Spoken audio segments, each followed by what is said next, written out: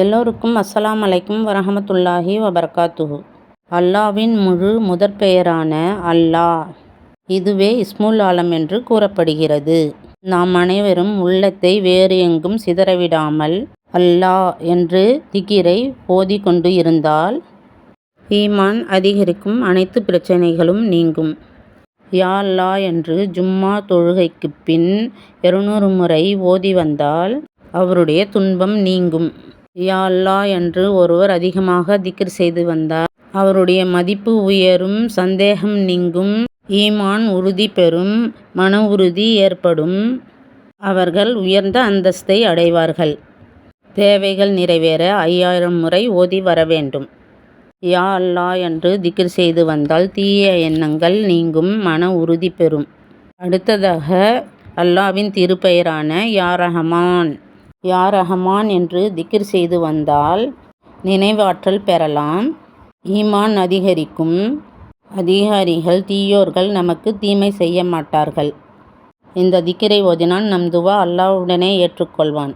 நம் நாட்டங்கள் நிறைவேற ஐவேளை தொழுகைக்கு பின் 100 முறை ஓதி வர வேண்டும். அடுத்ததாக யா ரஹீம்.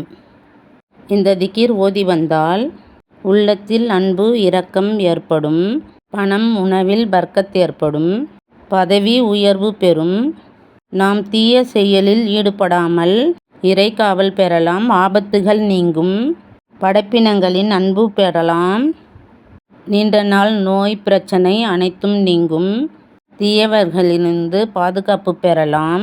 யா அர் ரஹ்மர் ராஹிமீன் என்று அதிகமாக ஓதி வந்தால் இருவரிடையே அன்பு நேசம் ஏற்படும், சகல காரியங்களிலும் வெற்றி பெற இந்த திக்ரை அதிகமாக ஓதி வரலாம்.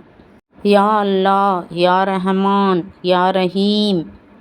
இந்த 3 அல்லாவின் திருப்பெயர்களை ஓதி வந்தால் நம் தேவைகள் அனைத்தும் நிறைவேறும், நோய் துன்பம் பிரச்சனை கடன் எல்லாமே நீங்கும்.